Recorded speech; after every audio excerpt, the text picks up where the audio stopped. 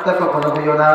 একটা নিজের ছেলেকে আলেম বানাও, না হয় তোমার নাতিপুতাকে আলেম বানাও, না হয় আলেমদেরকে মহাব্বত করো। 4 নম্বর আলেমদের দুশ্মন হইও না। ও মুসলমান, নবী পাক সাল্লাল্লাহু আলাইহি ওয়াসাল্লাম একদিন মেম্বারে গিয়ে বসার সময় যখন মেম্বারের মধ্যে পা রাখলো, পা রাখিয়া বলে আল্লাহুম্মা আমিন।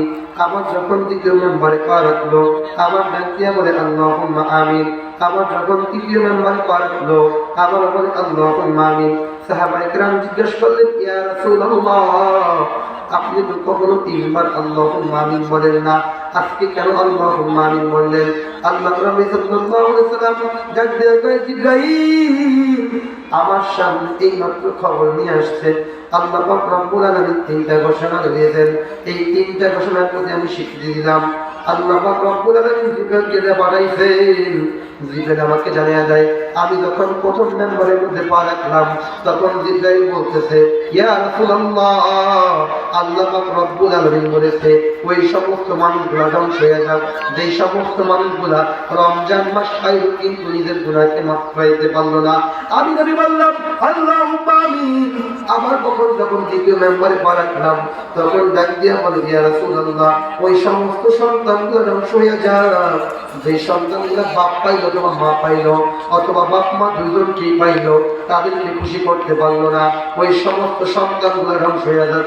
আমি বললাম আল্লাহুম্মা আমিন।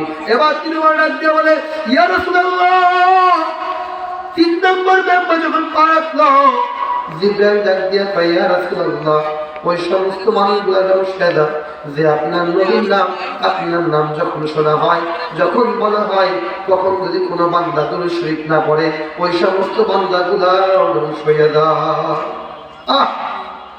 এজন্য মুসলমান, সামনেই শাবান মাস, তারপর রমজান মাস, এখন রজব মাস চলতেছে। ও মুসলমান, তোমাদেরকে কেমনে বুঝাইব?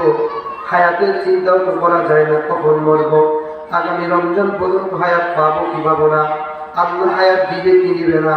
নবী পাক সাল্লাল্লাহু আলাইহি ওয়াসাল্লাম রজব মাস আসতেই দোয়া করতেন, ইয়া আল্লাহ, আমার হায়াতটা তুমি রমজান পর্যন্ত পৌঁছে দাও। ও মালিক, তুমি রমজান পর্যন্ত হায়াতটা আমাকে পৌঁছে দাও। আমি একটু আমলের মধ্যে রুজু হতে চাই, আমি একটু বেশি আমল করতে চাই, আমি একটু বেশি দান করতে চাই, আমি একটু বেশি মুজাহিদা করতে চাই, আমি একটু বেশি আমলের মধ্যে লিপ্ত হতে চাই। এজন্য নবী বলেন, আল্লাহুম্মা বারিক লানা ফি রজব ওয়া শাবান ওয়া বাল্লিগনা রমাদান। নবী পাক সাল্লাল্লাহু আলাইহি ওয়াসাল্লাম এই দোয়াটা বেশি বেশি করতেন, আয় আল্লাহ, তুমি আমাকে রজব মাস পার করিয়া, শাবান মাস পার করিয়া রমজান পর্যন্ত পৌঁছে দাও। ও মুসলমান, বুঝাইবার জন্য বলি, হেদায়েতের মালিক আল্লাহ। তোমার এখন চিন্তা হয়ে গেছে, ছেলেটা বিদেশ পাঠানো কেমনে, ছেলেটা বিদেশ পাঠাইতে পারলে আমার সব চিন্তা দূর হইয়া যায়। 10 কাঠা জমি দেখছি, এই 10 কাঠা জমি কিনতে পারলে আমার সফল হইয়া যায়। মেয়েটা বিবাহ উপযুক্ত হয়ে গেছে, মেয়েটা বিবাহ হতে পারলে আমার চিন্তা শেষ হয়ে যায়। এরপরে মরণ হোক, আমার দুঃখ নাই। বান্দা এ দ্বারা বোঝা যায় আল্লাহ রব্বুল আলামিন মনে হয় তোমাকে মরার পর জিজ্ঞাসা করবে, এ বান্দা তুই তোর মেয়েকে বিয়া দিবি না কেন, এ বান্দা তোর মেয়েকে ভালো করে বিয়া দিবি না কেন, এ বান্দা তোর ছেলেকে তুই বিদেশে পাঠালি না কেন, এ বান্দা তুই ওই জমি কিনলি না কেন। ও মুসলমান, মরার পর যদি বুঝতে না হয়, যদি হয় তোমার রবকে আল্লাহ, তোমার দ্বীনকে, ইসলাম, তোমার নবীকে জানাবে মুহাম্মদুর রাসূলুল্লাহ সাল্লাল্লাহু আলাইহি ওয়াসাল্লাম, তাহলে তোমার যদি সব কিছু আল্লাহ হয়, তুমি এখনো দুনিয়া চিন্তা কেন করো? এজন্য বুজুর্গ বলে, হাকিকত সে তো দুনিয়া মে খবর হয়, দুনিয়া কি নুমাইশ পর নজর হয়। এ দুনিয়া কিছুই না, এ দুনিয়া মিশে ভাইয়া খেলা করার ঘর, আপন আপন করছো যাদের তারা সবাই পর।